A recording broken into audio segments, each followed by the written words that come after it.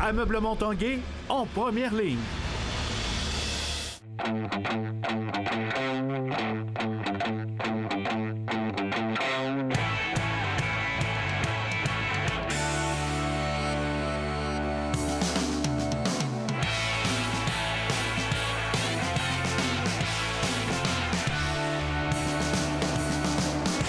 À tous, un bon début de semaine, bon lundi, bienvenue à l'Esprit sportif. Dans l'émission d'aujourd'hui, on parlera du programme Fast Hockey à laquelle participent 14 joueurs de la Ligue nationale de hockey. Mais d'abord, on parle de football, la saison du Rouge et Or qui s'amorce ce vendredi du côté de Sherbrooke. On a fait le tour avec le journaliste sportif du Journal de Québec, Richard Boutin.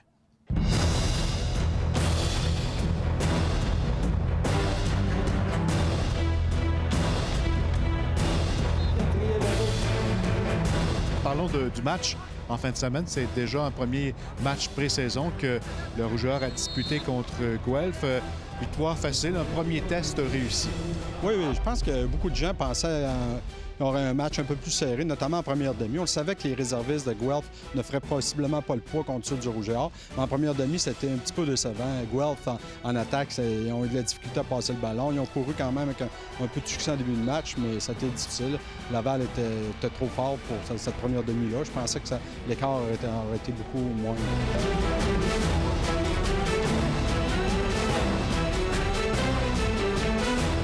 Tout le monde a joué, évidemment. Les vétérans ont joué la première demi et en deuxième demi, on a vu tout le monde là, à toutes les positions. On a eu quelques recrues qui sont démarqués. Un gars comme Vincent Force-Montblot qui a notamment marqué son premier toucher en carrière. Donc, oui, effectivement, mais ça sert à ça. Au-delà du résultat, un match hors concours, il faut que tu aies l'occasion d'utiliser tout ton monde, de pouvoir évaluer les gens en situation de match. Qu'est-ce qu'on peut dire de l'édition pour cette 24e saison? D'abord, au niveau offensif, il y a beaucoup de vétérans qui sont de retour, qui sont là. En cette année de Coupe Vanier présentée au PEPS, on peut dire que le Rouge-Or est bien équipé? Il n'y a aucun doute que l'expérience, c'est le facteur clé en offensive. On a un quart de cinquième année, Hugo Richard, des receveurs de cinquième année, Étienne Moisan, Benoît Gagnon, un porteur de ballon de cinquième année, Christopher Ramoa.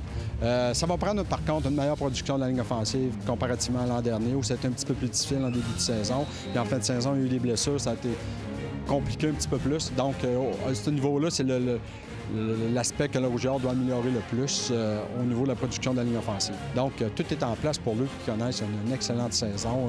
Il protège beaucoup mieux le ballon qu'il faisait à ses débuts, prend des meilleures décisions. Donc, puis c'est un gars qui est mobile aussi, qui peut aller provoquer des choses avec ses jambes. Donc, le Rouge et Or est en bonne posture à ce niveau.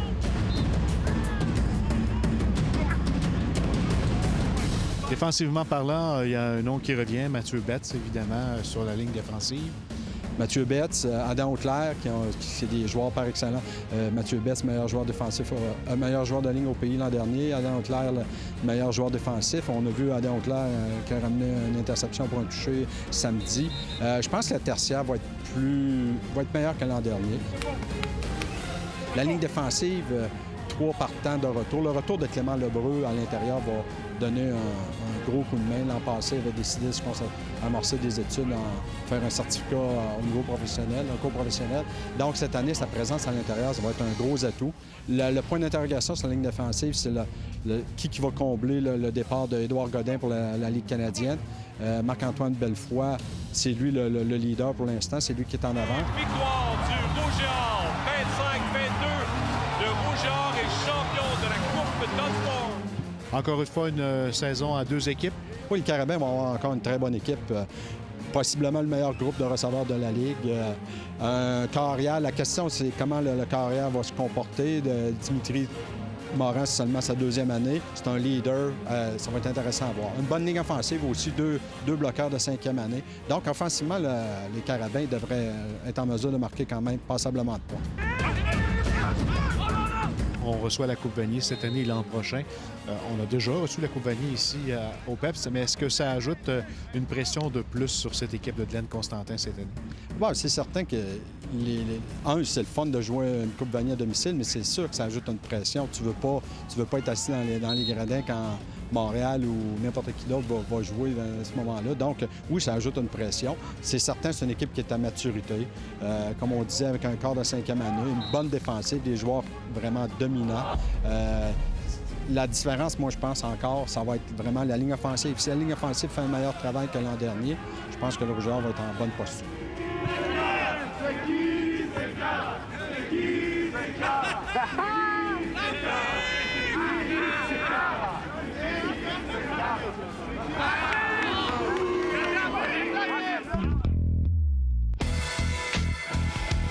Le camp d'entraînement des Remparts de Québec se poursuit au pavillon de la jeunesse.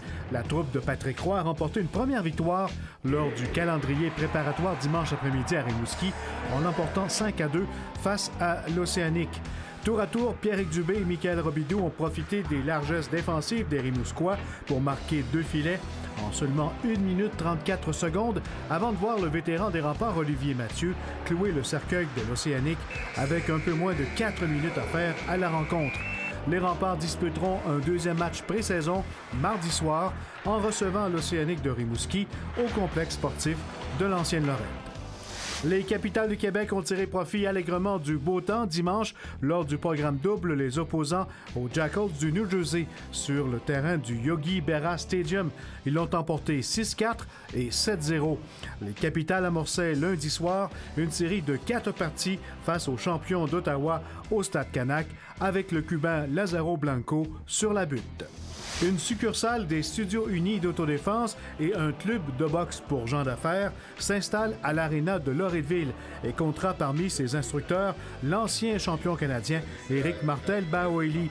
L'idée est venue du promoteur Denis Perrault après avoir organisé en mai dernier, dans ce même aréna, un gala de boxe pour hommes et femmes d'affaires afin d'amasser des fonds. Il y en a qui viennent 3 fois par semaine, dépendamment de leur temps. Puis on y va avec une approche individualisée, là. Fait qu'il y en a qui ont besoin de faire plus de cardio, d'autres c'est d'arrêter de fumer, d'autres c'est de perdre du poids. Fait qu'on essaie de répondre aux besoins et aux objectifs là, de chacun. Il y a un volet karaté, j'ai bien compris? Oui, à même le local, on a Samuel Gagnon qui est un champion du monde puis qui entraîne Georges Saint-Pierre entre autres, qui va avoir un studio uni de karaté aussi. Studio uni, c'est une des plus belles bannières là, au Québec. Fait que, à même tout ça, bien, il va y avoir un horaire pour les cours de karaté qui va être parent-enfant. Fait que tout le côté familial aussi pour les enfants va être là. Et présentation le week-end dernier à Lac-de-L'Âge de la 5e édition du Xterra Québec qui intégrait le circuit Xterra Panam Tour et accueillait des athlètes des 4 coins des Amériques. Il s'agit d'un cross triathlon qui combinait natation en eau libre, vélo de montagne et course en sentier en solo. Mentionnons que les Québécois ont très bien fait. Evelyne Drouin de Québec a terminé 4e. Carlo Change également de Saint-Raymond, 4e dans la catégorie élite. Après la pause du terrain à la glace, le programme Fast Hockey.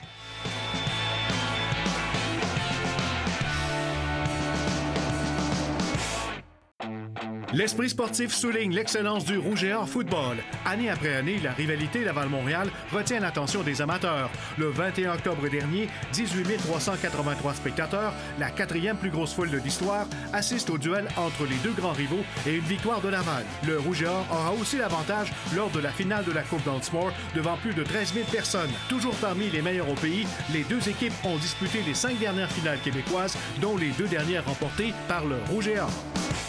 Le hockey de la Ligue nationale est de plus en plus rapide et les joueurs doivent améliorer leur vitesse saison après saison. C'est pourquoi, ici à Québec, on a mis sur pied le projet Fast Hockey. Reportage Stéphane Turcot.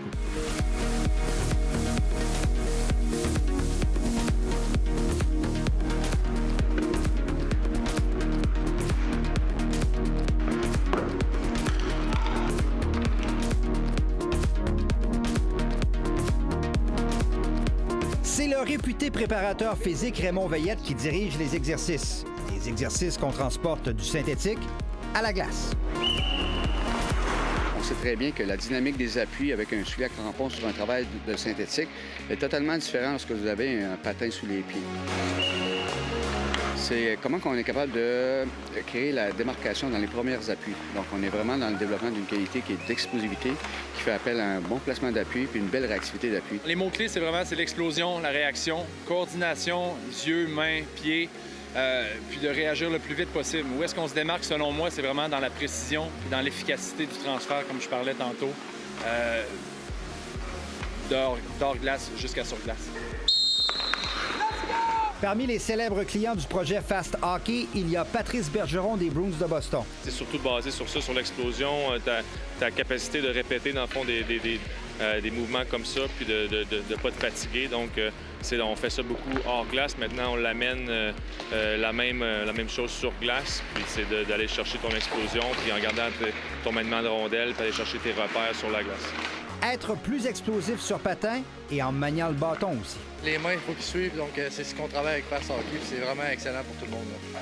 On essaie de combiner du maniement, du traitement d'information pour se rapprocher le plus possible des exigences du jeu d'aujourd'hui. Et les joueurs n'ont jamais douté de ces nouvelles méthodes d'entraînement. Du tout. Ils sont acheteurs et demandeurs, puis ils voient carrément la pertinence de ces éducatifs-là à faire sur la glace. Et ça les change des drills traditionnels qu'ils font avec les entraîneurs pendant la saison. Nette amélioration sur la façon dont je me sens sur mes patins, en jeu réduit, quand t'as pas beaucoup d'espace, avec la rondelle, sans la rondelle. Tu essaies des choses aussi que tu fais pas normalement dans les games, puis tu vois l'amélioration, puis Fast Hockey, vraiment, c'est incroyable pour nous. L'été passé, il n'était pas encore à point, mais cette année, on a eu la chance vraiment d'y goûter comme il faut, puis on s'améliore tous, puis je suis sûr que c'est la même chose pour tous les autres boys. Philippe Danault, notamment, les qualités d'explosivité après sa première année d'entraînement étaient remarquées par les entraîneurs. Puis il y a notamment Antoine ou Patrice, quand ils recommencent les camps d'entraînement, c'est perceptible, voir toute l'explosion qu'ils ont dans leurs premiers appuis. De se refaire mettre au défi comme ça durant l'été, c'est toujours très déstabilisant, mais c'est hyper bénéfique. Au fil du temps, on reconnaît qu'on récupère nos repères plus rapidement que dans le passé. Comme quoi, Antoine Vermette, qui a joué plus de 1000 matchs dans la Ligue nationale, et Patrice Bergeron, qui s'apprête à en disputer un 1000e la saison prochaine, ont toujours le désir d'aller plus vite. Stéphane Turcot, TVA Sport, à Québec. En terminant, on vous rappelle le Rouge et Or qui amorce sa saison ce vendredi du côté de Sherbrooke et la semaine suivante, en soirée, le samedi 1er septembre, contre Concordia. Voilà, c'était l'Esprit sportif. Bye-bye. À demain.